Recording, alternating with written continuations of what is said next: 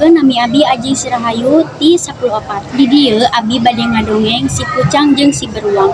Palaku tina dongeng ieu nyaeta si Pucang, si Beruang jeung budak Angon.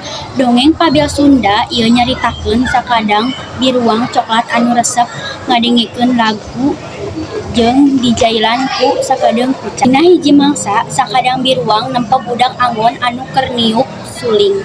Manehna mulang ka leuweung teras ngabejaan Pucang ngeunaan pangalamanna. Dina hiji mangsa si Pucang indit jalan-jalan bari ngareureuh ngadenge suara nyiricit awi sorana meuni merdu pisan. Timbul idena si Pucang jeung kajailanna si Beruang maranehna jig indit ka tempat eta. Si Beruang menta ka si Pucang jeung ngajarkeun manehna. Si Pucang nitah biruang ngacungkeun laetahna tuluy nepelkeun kana tangkal awi. Ujug-ujug wae angin ngahembos. Tuluy we tangkal awi teh nyiricit. Teu sangka letah biruang jadi kacepet.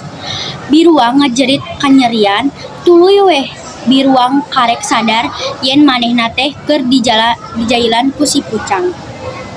Tapi si Beruang teu ambek kulantaran manehna sambal ngarasakeun sora nyiricit awi nepi ka sarena.